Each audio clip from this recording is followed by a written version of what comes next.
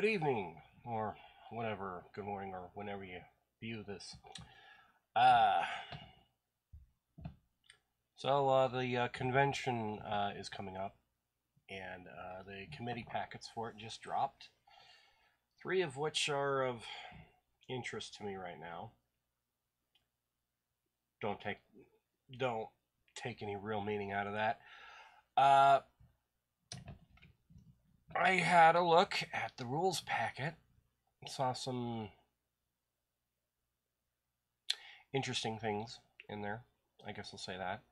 So I'll cover that tonight and see where that goes. Oh, also, in case anyone's a regular viewer of my channel, I don't think I actually have those, but in case anybody saw the last video with Tom and I in it, talking about the resolutions packet. Apparently, that was not supposed to go out to delegates or something in such a rough shape. And you understand what I'm talking about if you watch that video. And apparently, a much more polished version is out now. So I might have to do an addendum, especially with a couple of the things we said about chemtrails. but anyway, yeah, well, I'll be covering the convention rule packet as soon as the OBS cooperates here. There we are. Okay, so this is the front page of the packet, 2024 Convention Rules Committee. Brent Regan's going to be chairing it, as it turns out here, which is good. I don't remember which face that is, but probably good if they're involved with Brent. And Michelle Hamilton, a good one. And Luke Summers, parliamentarian. We got interesting group of people here. But it's not about who's on the committee. It's about what's being proposed. Now, in a convention committee, there's 2 big responsibilities that the Rules Committee has, and that is dealing with rules of the convention and dealing with state party rules, because the convention can't change state party rules, but they can guarantee that it's supposed to be a guarantee, but anyway, down a rabbit hole. But changes to state party rules can be submitted to the State Central Committee through a convention, at least allegedly. So we're going to talk about the first one here, and that is submitted by Brent Regan himself. I guess I'll have to turn the gavel over for that one. It's allowed as long as he's not actually chairing at the time. So he says the background: the deletion of the May primary and the implementation of the presidential caucus and the timing of the May primary and subsequent state primary necessitated a change in the delegate selection process. Oh yeah, that's what happened back in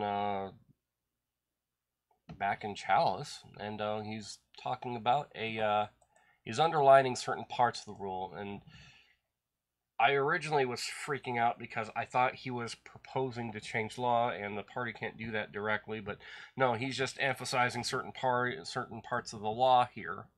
And I've had to read 34-707 quite a few times, in my years, I know exactly what's going on here. And he's emphasizing that a political party may then do these things. And then, in the year of presidential elections, elect delegates to a national convention in the manner prescribed by the national party rules. That's in our own state laws, that we have to also obey the national rules, which, okay. And some other stuff that's not necessarily germane to what's going on here. The authority to amend the rules for delegate selection comes from, it's a thing that's near the end of the delegate selection rules, if memory serves, and it's basically like that. And guess why I would know this? It's been like that because of when it was drafted in 1972 by a special committee headed up by the first female chair of the party, Marge Minor. that stuff had come down in a little bit of a weird way in the 1971 extraordinary session of the Idaho legislature. I have a big old red themed video a little bit of ways back about delegate selection and the law through the years. That has a lot about what's going on there. So anyway, he's furthering on. See, I normally dislike overly explaining everything and putting a lot of text in explaining why you're doing a rule change, but I believe that Brent is actually justified, especially with the moving parts of what's going on. So he continues, therefore, with respect to delegate selection, the convention rules are subordinate to state party rules. I don't know if that's ever, the finer points of that have been tested yet, but if he's making the assertion here, I wonder where he's going. The convention rules are now inconsistent with state party rules. Okay. The following rule changes are necessary to make the convention rules consistent with the rules for... Okay. Alright, let's see what is going on. So, proposed amendments. Article 2, Order of Business, approval of the nominating committee. Oh, okay, so he's cleaning up a lot of the finer points of delegate selection and a lot of the results of a May primary and presidential selection and stuff. Okay. This one, he's making it sound like it more drama than there really is here. This is just fixing stuff. And I know Brent knows how to fix this very kind of thing, so you know what? I trust him with a lot of the strikeouts here. Since a lot of this stuff, I believe a lot of the germane parts of this are now being taken care of in the delegate selection rules. So I think we're going to be okay here with that one. And so which one? Future me. Okay, are you listening, future me? Put down 2024-01 as a passive agree. Okay, now future me. We're going to go on to the next one. Next rule change is by Steve Bender. Good dude. I've mentioned him quite a bit on this channel. And that's just simply in the due course of things. 24-2 by Steve Bender. Amend miscellaneous section 6. That thing right at the end of the rules of the convention, which means it's very well near the end of that whole frickin' PDF. It's something like 80 pages long now. By inserting the additional language as shown. Oh, so he's doing strike underline now. Kind of making it in bold, but I don't think that's a problem. If a committee report is reduced in writing to one conference... Oh, that's right. Okay, yeah, he was talking to me in a private conversation about this. He's basically just streamlining a lot of this a bit because there are opportunities for people to just... Is my mic still facing the right direction? Are we still good? Are we still good? Okay. You know, I'm gonna mess around with this thing for a moment.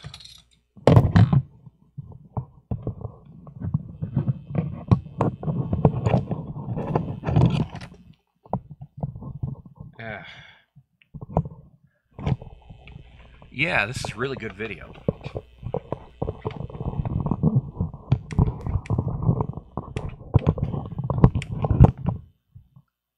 Are we still working? Okay, cool. All right. So what else? Oh yeah, this rule thing. It very well could be that a lot of time is wasted on some needless stuff if we leave things as is. So he's putting in a little bit of a time saver here. And I agree with this as long as everybody's being, informed of what's going on with the subcommittee reports and all that. I think we'll be okay with this. I mean, and plus, I mostly agree with Steve Bender on a lot of things anyway. But yes, I definitely agree with this one. So future me, write this down. 2024-02. Agree. Moving on. So even this, I don't think this might not be all that long. Oh, famous last words, huh? Okay, so rule change 2024-03. Another one by Steve Bender. He's knocking out 2 articles of the convention rules. Okay. And he's putting in. Okay, let's see. Order of nominations and elections, because the requirement of vice chairs come from separate officer elections will be conducted in 3 groups. One from and interesting. Wait a minute. Okay. I'm not even looking at section 2 yet. I'm just reading section 1 here, and I think I know what he's getting at. Because Tom Luna did not do a completely clean election in Twin Falls either. I'm betting that's what this is about. Let's continue. Okay, so, but yeah, just to make sure that I read this out loud. Section 1, Order of Nominations and Elections. Because of the current requirement, maybe we can strike of there, but grammar, because there are requirements that vice chairs come from separate groups. Officer elections will be conducted in 3 groups. Group 1, chairman and first vice chairman. Group 2, treasurer and secretary. And in presidential election years, the ones that we take care of those years, because we don't elect national committeemen and committee women every convention. No, it's every other convention. And those are the ones that align up with the presidential elections. And then group 3, second vice chairman. Oh, so second vice chairman's a little bit of an odd man out there. Okay. Although that does allow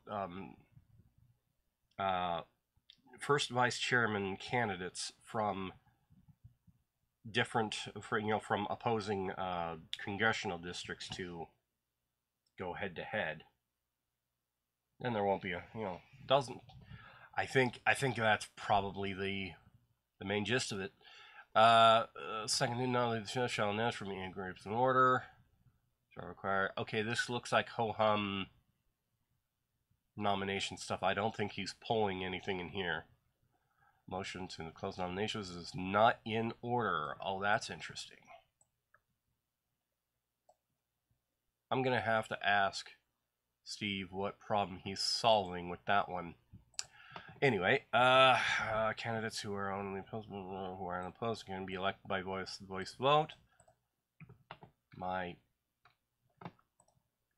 Okay, sorry, the mouse is screwing up there. Motion to close nominations is not in order. All contested races shall be by secret ballot. If secret ballot is required, the chair shall appoint 2 tellers for each contest. Is that the right word? I hope so.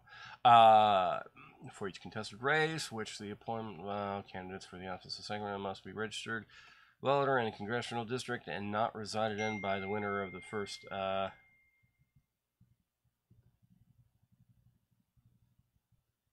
Oh, somebody just texted me right now. I think they understood something. I gotta keep going here. I can't just. Anyway, all right. So, section 3, speeches.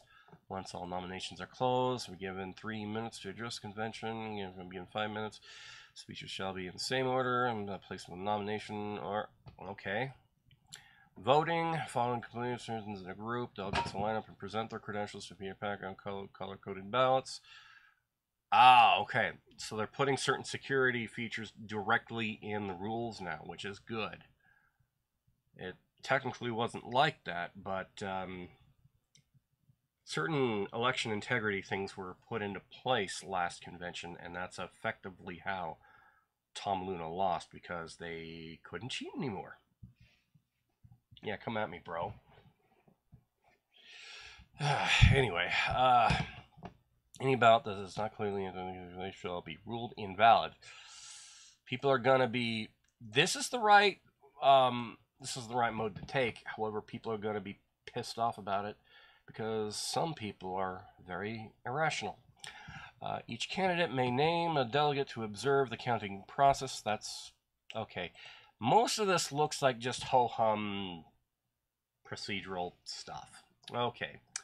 You know what? Hey, maybe I can.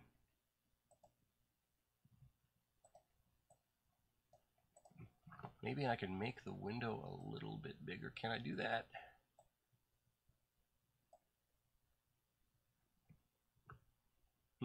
Okay, well.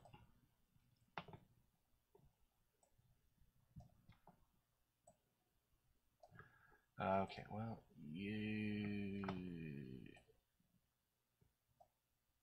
Okay, well, it's going to have to be like this. I can't screw with it anymore. In the balloting, the candidate must receive a majority of votes to be and shall be deemed elected. If no candidate received a majority of the first ballot, candidate received the least number of votes on said ballot shall be dropped from the subsequent ballot. This procedure shall continue until candidate shall have a majority of the votes cast for such an office, at which time balloting for such offices shall cease. Okay. Interesting. It might be some time before the subsequent ballot language is triggered, because usually there's just like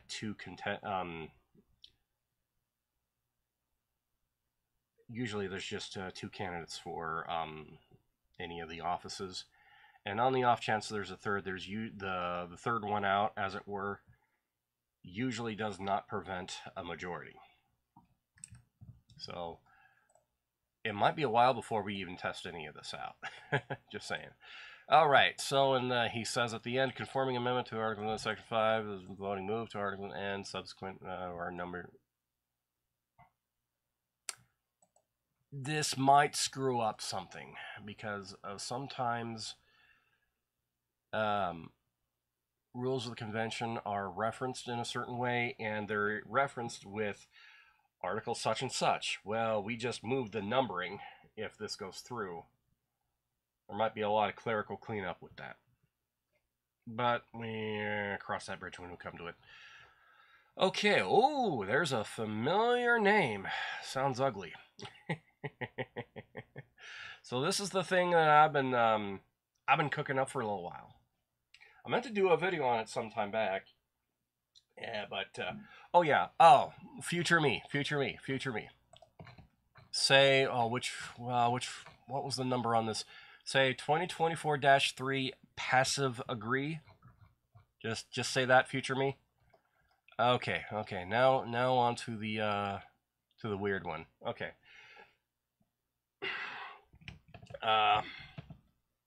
This is one of the ones I'm going to be presenting at the convention. Because as it turns out, even though I might have ran my mouth, and because of different understanding, sorry Ryan,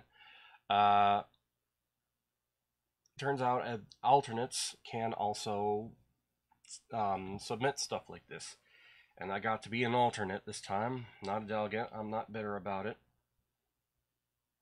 As long as certain people show up, I'm not going to be bitter. Anyway, so this is 2024-04. Convention and Makeup and Resolution of Ties. Did I give it that title? Oh, I don't care. So this is the part of the rules of the convention, Article 3, Section 8. It has to do with how the different subcommittees before the general session do their business, and how the inter parts of it are supposed to be working.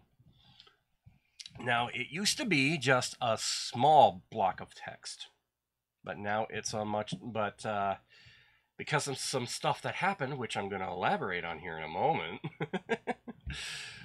I'm going to have to spell out some things, expand some things, break things out into different parts.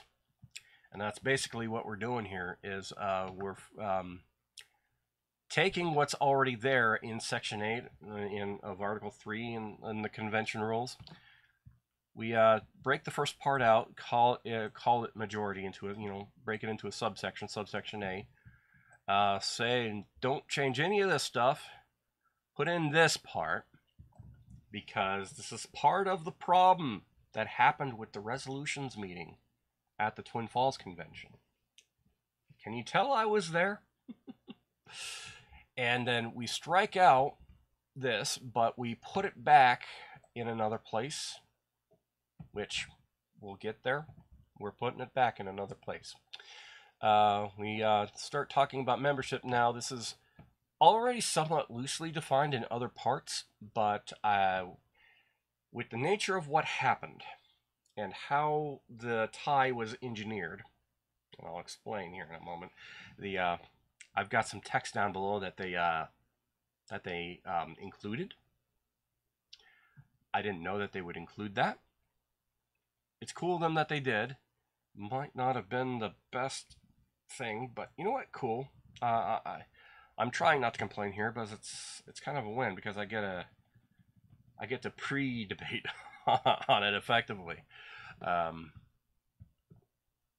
Maybe we'll pass some rule in the future about maybe not allowing this pre-debate stuff. Anyway, so membership, a committee must consist of a chairman, a vice chairman, as many secretaries and parliamentarians as deemed necessary, because sometimes you need more than one secretary to do, because there's a lot of moving parts, especially with resolutions. That's for sure. Usually you don't need more than one parliamentarian, but hey ho, it has happened before. And of course, just sort of leave it up to leadership with these three words right here, as deemed necessary, and the appointed as per Section 2 delegates. So we're not even really touching how delegates even get on the committee in the first place. We're just leaving it up to Section 2. This is Section 8, so you just go back a little bit up in the convention rules. If you have that PDF open, you'll see what I'm talking about. So that's it. Now we're getting into some interesting stuff here, at least interesting to me here in a little bit. Now, this is a bit excessive, but it kind of has to be. This subsection is votes, ties, and impasses only the appointed delegates to be on the committee, as per Section 2 again, because we are not changing that part. We're just referencing it a bit. May vote on any given matter, which means not the vice chair, not the chair, or co-chair, which turns out is not even really a thing.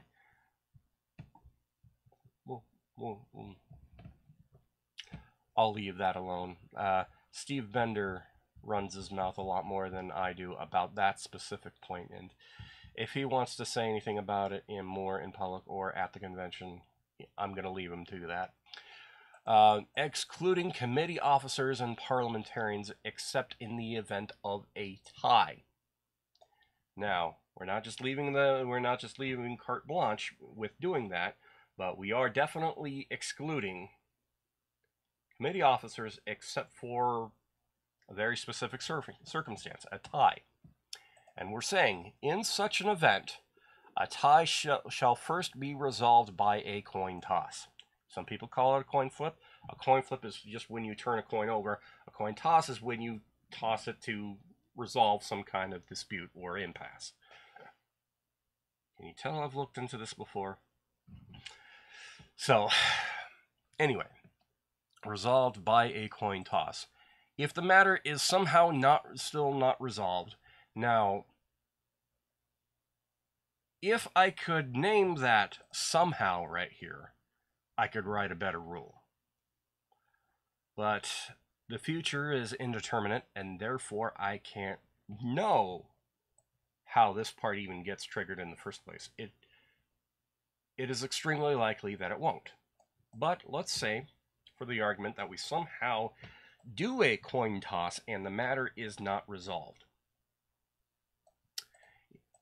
Then, and only then, may the tie be resolved by a vote of the chairman.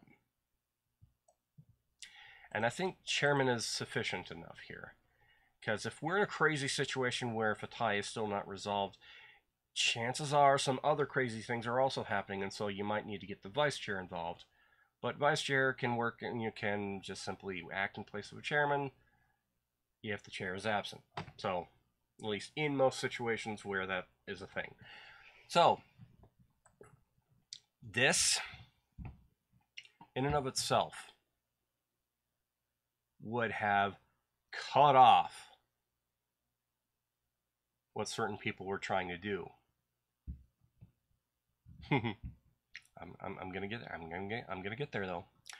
Scope and authority. Okay, so this is the part that we struck out before. We're putting it back in its own little subsection, naming it scope and authority, and we're dressing it up a little bit with a little tiny thing at the end here. Scope and authority. Each committee shall only conduct its affairs pursuant to the rules of the convention and Idaho Code. Meaning they can't make up stuff like engineering a situation to be a tie, or making the chairman also a voter. Because that is not actually supposed to be a thing, Trent. So, people do like my what this does and why format. I've been getting some positive feedback on that specifically, which is boost to my ego, I guess. Got to get it serviced a little bit, So what this does, clarifies convention committee makeup, their scope, and who may vote in such committees. Also introduces an option for breaking a tie intended to just be a coin toss. That's the what. Now you can see on the screen a little bit of the why here, but okay, well we'll read that. I think I'm being very neutral in this. So I'll just read that. In the Resolutions Committee of the 2022 IDGOP Convention, specifically near the end of the meeting, there was a lot of drama and disagreement about procedures and votes. I don't think I'm being untoward. I don't think I'm lying there. I don't think that's a stretch of the truth at all. As a result, a resolution before the committee was not put forward through the usual procedure. And I don't think you can argue against what I just said there either. Definitely can't. Over 80% of the delegates in the general session the next day supported the resolution after the minority report. Because everybody found out what that resolution was. And what happened to it. And why. The delegates were pissed. Trent. Regardless of the content of the resolution, but I'll comment on that in a moment. Regardless of the content of the resolution or whatever matter may be before a committee. I said that really wrong. I'm sorry. Regardless of the content of the resolution or whatever matter before any committee, it must be clear who is on a committee, who may vote, and under what circumstances. I don't think I'm being untoward when I say this. I really don't. In fact, it being unclear we should not have been in that situation. But anyway, unless we want such foreseeable confusion to continue in the future, because it will happen again if we don't fix this. Guarantee you. In fact, I will be surprised if this doesn't happen in the next 10 years. Well, no, in the next 4 years. If there is indeed some kind of a tie situation in the, So unless we want such foreseeable confusion to happen in the future, because it will if we don't fix it, this needs to be specified in the rules. Okay, so I don't think I actually mentioned yet what the resolution in question was, or what was actually happening, or who was involved. So, the chair of the Resolutions Committee in 2022, the Twin Falls Convention, was one Trent Clark. And to put a long story short, he through some questionable rulings of the chair, he had engineered the situation to be a tie where he voted. Unless he can make the case that he was a delegate placed on the committee, which I would argue no, he was chairman, then he can't actually vote. And there is no tie-breaking procedure currently in the rules, and that's why what we're doing. We're putting one in, along with a couple other details. And Robert's Rules also does not have a tie-breaking procedure. It tells you to just keep on voting. Successive rounds of voting, that's what it tells you to do. That's what this book, right over here, if I can get to it real quick. No, I can't. No, I don't remember where it was. Okay, well, anyway, but Robert's Rules of Order, 12th edition, does not say at all how to do a tie-breaking, other than successive rounds of voting. So not only am I looking to prevent that kind of situation from happening again, but just any problems with committee makeup and ties.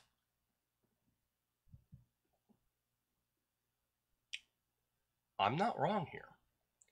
And I'm willing to bet the majority of the convention will side with me. Otherwise, I wouldn't submit this. Got something stuck in my teeth. Okay, so future me 2024-04. Just say of course, because you know who that is, future me. Okay, the next one is also, because this is another major thing that I've had a little bit of time to cook up. And I think I'm just going to read out my well, no, I don't think I'll do that. But there's one or two things I'm going to be mentioning in my presentation on this.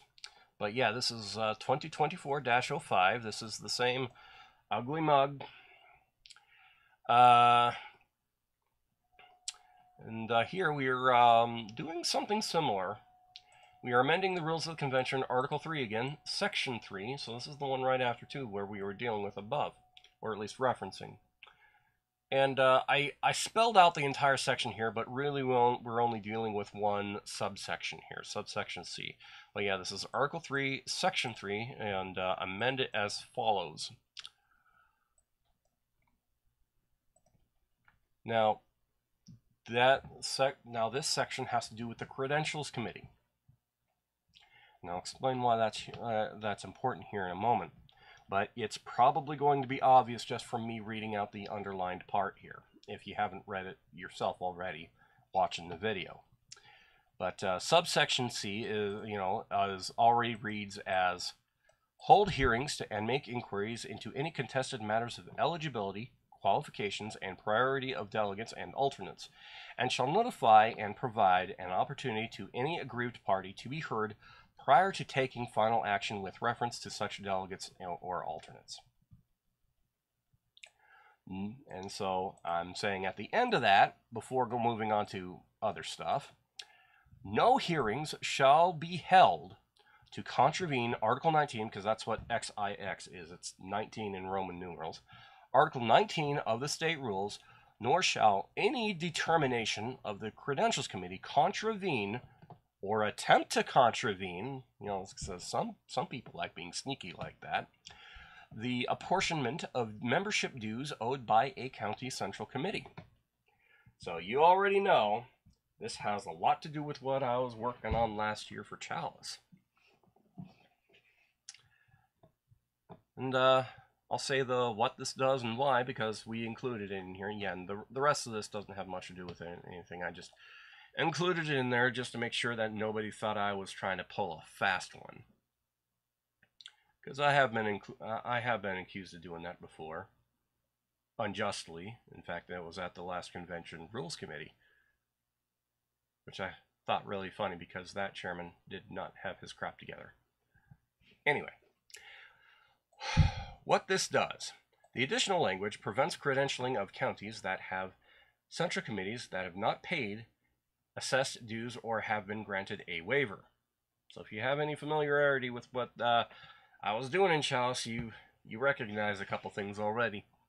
And here's the why. At least the why I'm putting down on paper. I'll elaborate in my presentation and in here a little bit. While recent amendments to the state rules and delegate selection rules were sufficient to block a delegation representing a delinquent county from getting as far as the Credentials Committee. Now, I'm openly admitting this right here. If rules as they currently stand are being followed and being followed correctly and in good faith, none of this gets triggered at all. At least as it stands right now. But I'll continue. So while this shouldn't be necessary, is the way I should put this, but while this shouldn't be necessary, it still would behoove a properly assembled state convention to do what it can to prevent the chicanery. I'm using that word. To prevent the chicanery of bypassing dues requirements. And I'll be including this in my presentation when I get up to Coeur d'Alene. But I'll mention it here. When I and other people were sending drafts back and forth and polishing up things really good for the Chalice meeting, because this was a really important thing. We needed to be able to make sure it was solid and that it couldn't be attacked, and if it was, we had defenses for it. And so you do things like take somebody else, take an opposing position and then argue against it, and we come up with scenarios and all this, and we try to war game all of this stuff. There was a certain strain of these war game scenarios in which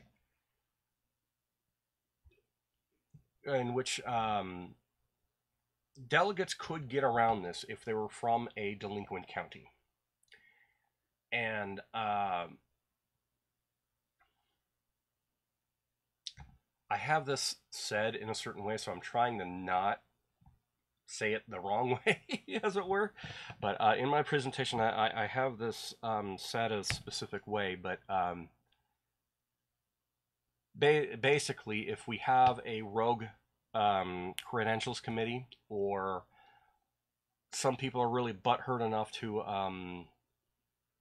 ignore the delegate selection rules, we still need something on the other end, that is to say the actual convention itself, to say, no, we're not seating you, it's against our rules. Because a credentials committee actually has like a lot of power in that regard. And so they can move a lot of mountains and lift a lot of heavy weights. But not if we put in a rule that says specifically, hey, you can't get around Article 19 of the state rules, nor try to rewrite the apportionment of membership dues owed by a county. And that's what this is just saying, hey, you can't attack it from the other side either. And I think in my presentation I put it something, I say something like, it's a simple separation of powers, because it really is. The Credentials Committee should absolutely be able to lift the heavyweights, as it were, after delegate selection. But if delegates couldn't even be selected in the first place as per our rules, see that red themed video again about delegate selection and the law. If they weren't even if a county wasn't even able to select any at all, nobody broke any nobody broke any rules by excluding that county. That is to say. So anyway, I think that one will pass through once I get to actually explain myself. So, future me, say 2024-05, say, of course. That's what you say, future me. All right, and so,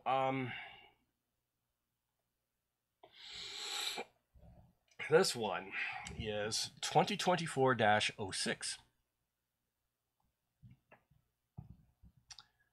I'm expecting my phone to go off here in a moment.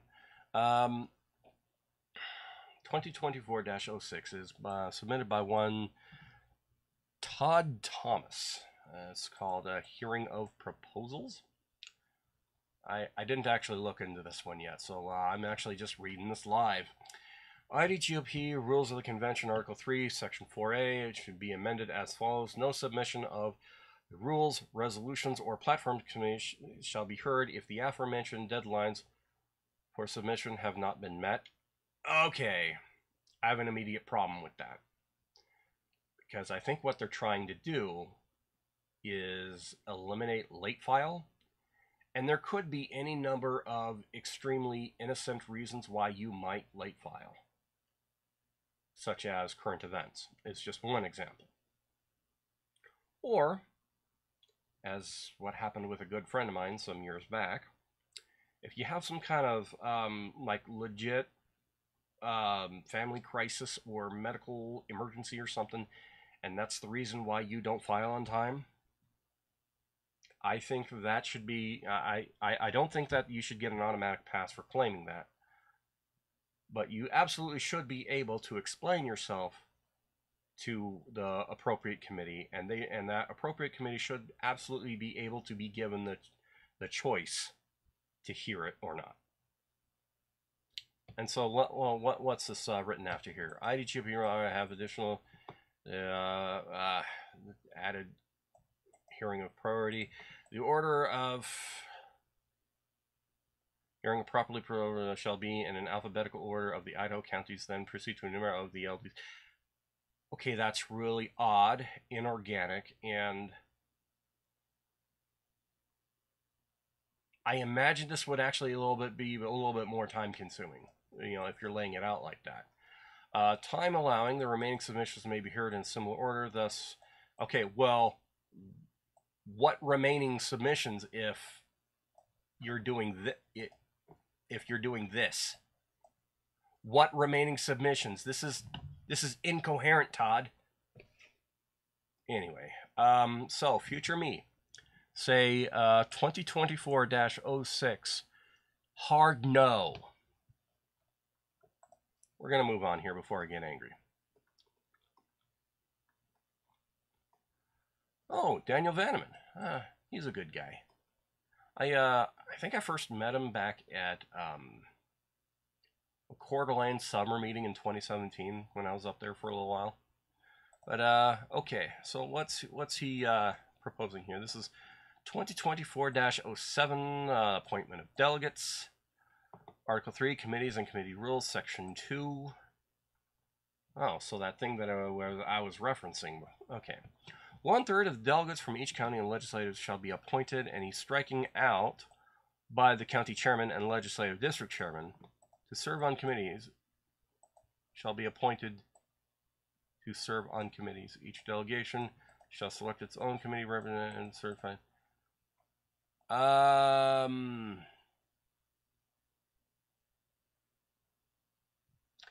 Daniel, I don't know what you're up to.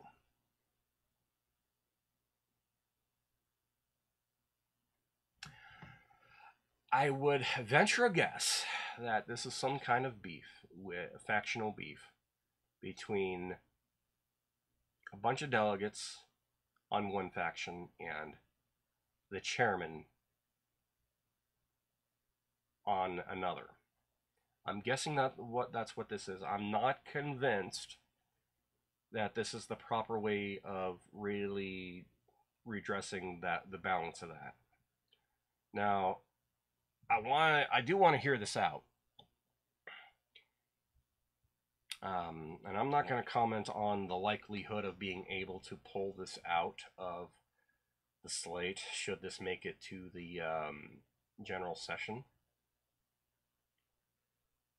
But depending on what I hear in the Rules Committee, because I am going to be hanging out there for a while,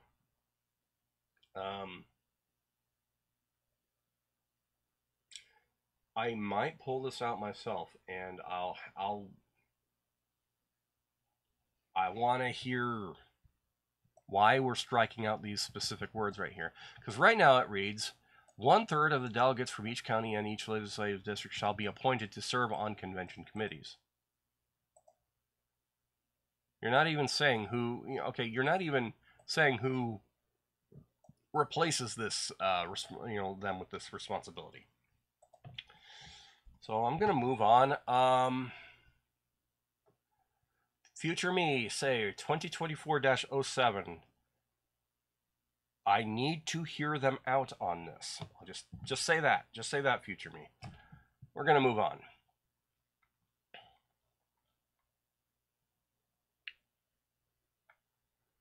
Oh, this is interesting. This is a late submission.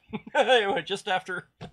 Okay, so 2024-08 is a late submission, which I'm finding it interesting that they're numbering it that way. Brent knows what he's doing, though. Title, Limits on Number of Submissions to Convention Committees. Oh, we've run into this before. We've run into this before in 2016 and in 2018. In fact, there were some related matters in which one Dan Cravens wasted over an hour of the Rules Committee's time in the Pocatello Convention. I'm not bitter about that at all. No, I'm not bitter. Anyway, I don't even remember what I had going up that year, but I had something in the Rules Committee in 2018, and anyway, I'm gonna. Okay, so the future me. This is 2024-08 by Allman. Is that how he spell? Is that how Brian Allman spells it? Okay, well, Article 3, committees and committee rules by inserting the language as shown. He's using proper strike underline format, I guess. There is committee. Rules Committee shall draft as such all must be submitted by headquarters by or through an alternate in the format approved by a state party. I'm already not liking this part, and that's simply because we have people from all across the state. Well, here I'm gonna above the fold here, as it were.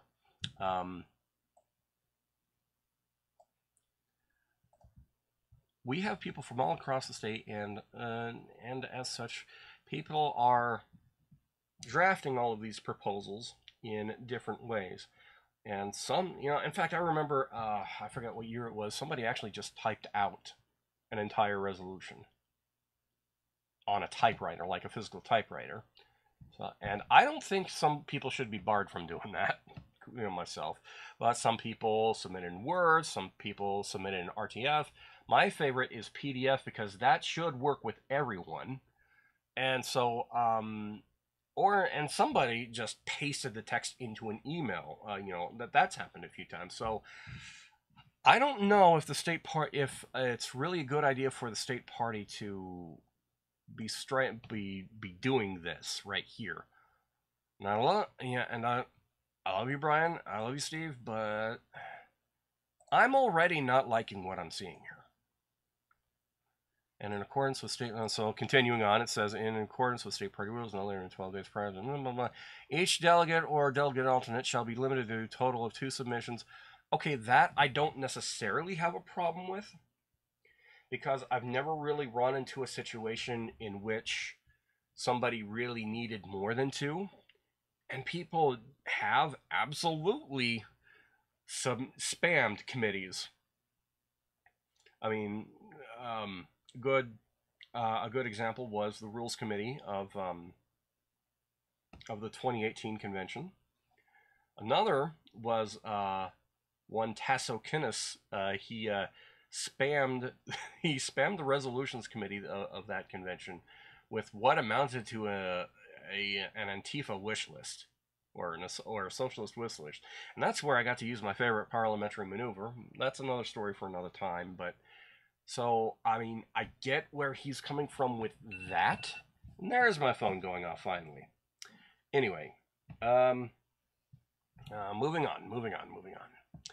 So later on, he's saying in platform committee shall, in a format approved by the state party. Okay, I'm not liking that.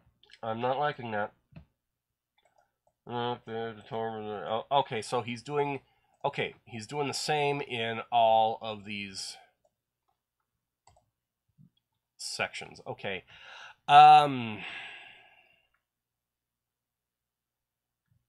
Future me, say sadly no for 2024-08. And I've got reasons. Yeah, in fact, put in, after the sadly no, put in, I've got reasons, future me. Okay. Now, that's dispensed with. I don't want to be lingering on that to dis friends. But, there's my phone going off again. Okay. Okay, this one's 2024-09. Residency requirements submitted by Nina Beasley. Oh, Nina Beasley is one of the good ones up in Kootenai County. You know, on sporadic occasions, she has reason to be down here in Ada County, and it's always a good day when I randomly see her at the State House, for instance. So, she's one of the good ones. Very, very conservative. Very, very on my end of things, I'll just say that. So, proposal text has proposed following additions to Article 18, Section 1 of the IDO. Oh, okay, so this is amending to the state party rules, which means that if this passes the convention, it goes, it doesn't pass, it goes to the winter meeting in January. It is proposed to make the following additions to Article, and there's my phone again. Usually I'm doing something right about this time of night. Proposal to Republican affiliation of okay. Well, this is text that I wrote back in 2021. Yeah, Article 18 is my baby, effectively. Section 1, all members, appointed officers, and elected officers in all committees and subcommittees, or any proxy or other person authorized to act in place of such people in all state, region, legislative district, and county committees must have a Republican Party affiliation and be a qualified elector in the place of their, and live within the boundaries of. Nina, this is redundant.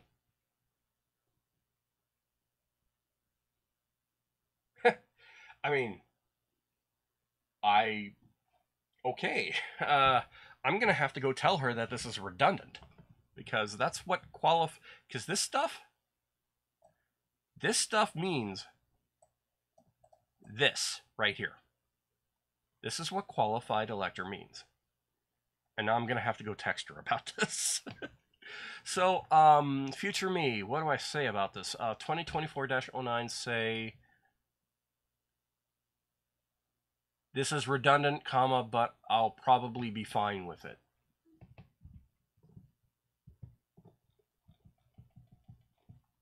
Moving on. Okay, this one is more amendments to state party rules, so this doesn't even get truly disposed of until January. Submitted by William Athay. Legislative district selection. Oh, okay, so this is the delegate selection rules more technically. Technically supposed to be a separate document, but yeah. Any nominee for a legislative chair position may appoint a witness to the counting of.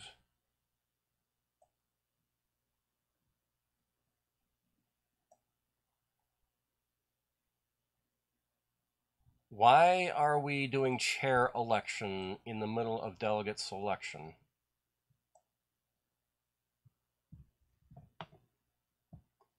Person will give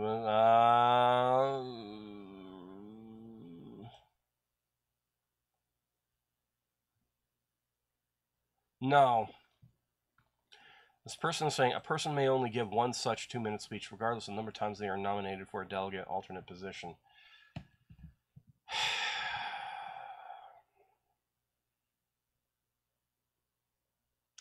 It sounds like you're trying to silence people, and given that you're doing that on top of some useless or redundant code, I don't have good feelings about this. A person may only give one speech. Okay, if one covers multiple counties, a quorum for the shall exist either if 50% of the or by at least 30% of the people are physically present, or at least 51 in the list. No. No, because, and for the same reason they're probably going to use to rationalize this is because there are a lot of legislative districts in the state of Idaho that are fairly wide. However, it's not like reorganization meetings happen every month. In fact, there's only supposed to be one reorg meeting for every 2-year cycle. So if you plan on being a precinct committeeman, you are also telling the voter, I plan on being present for a county reorg and a district reorg. That's what you are telling the voter. And there might be a bunch of legit reasons why you don't make it, but being a wide open space should not be one of them. In lieu of paper during a secret, you may vote electronic. No. Okay, this is bad. Subsection or paragraph 8, I guess, is what it would be technically called. You're inviting fraud. In lieu of paper ballots during a secret ballot, voting may be electronic meeting with a nationally used reputable voting app. No, you are inviting fraud if you do this. For this, this is automatically a hard no for all of this then. So, no. If a legislature covers multiple counties, the meeting may include...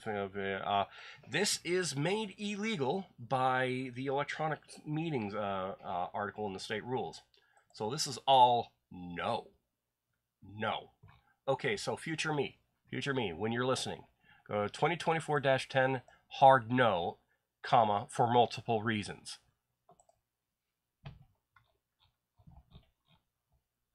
We're moving on before I get angry. Now, this next one, speaking about getting angry, I've already looked at this one. I've already looked at it. I got things to say about it, and I've said some things already. So this one's 2024-11, reduced number of delegates. This should already set off a bunch of red flags just from the title. Anyway, but it's one Andrew Mickelson, and he's suggesting in the delegate selection rules here, at the county delegate meeting, that he shall select one.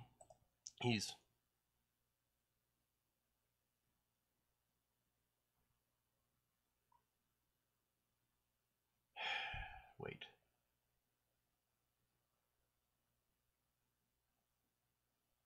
This is not what I saw before.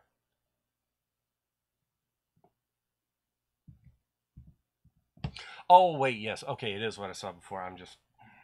I do need to go to bed, actually, to be quite honest with you. But instead of one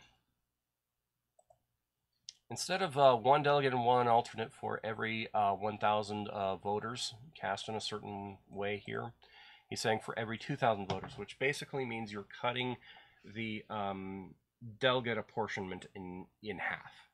Meaning, say, if a certain county gets 100 delegates, by the modified math, it would then be 50. This dude is literally trying to remove representation at a convention from counties. He's trying to remove it. That is un-American, and it's un-Republican. This should not even be considered, for one. and for another. I am extremely suspicious of anyone who thinks that this should go to a Republican convention. I am extremely suspicious of anyone who thinks that this is okay. This is not okay. This is not who we are. This is not the Republican Party. This is not what we do. And what's worse? The explanation given. Background. The amount of delegates at the meetings have become unmanageable, and reducing that number would allow greater discussion and less chaos. If you can't handle the chaos of a convention, do not attend. And I could be a lot meaner about it if you like, but if that's not something you can handle, do not attend. So, future me, you already know, but definitely 2024-11, hard no. Moving on. Okay, 2024-12, submitted by the same person, and starting this fight again. Okay, what's the same guy? So Andrew, this argument has been settled, and the fact that you're trying to bring it up again makes me seriously doubt your commitment to the Republican cause, and you are making yourself extremely suspicious when you do this. Starting this argument again? No. No, it's been settled. The horse has been beaten so much that he's now a few inches into the ground. This dead horse has been beaten so much. No. So, future me. 24-24. I can't talk today. 2024-12, hard no, comma, and you know why. Bringing these, here's the reason for it. Background: these members would back up. Bringing these members back would make for a more diverse board. Is this really you? Is this really the phrase you want to be using with Republican body? Okay, but diverse board that would be represented in many different groups. The executive has so many responsibilities to have extra opinions, votes, and checks. I have a feeling you know the response to that. This has been settled, so no, we're not starting this again. Well, looks like we're done. Looks like we're done. I've been recording for well over an hour now, so here, I'll transition back. Well, this has been an interesting bundle. What I'm going to do is I'm going to try to upload this soon. And I'll see everyone up at the convention. Blessings.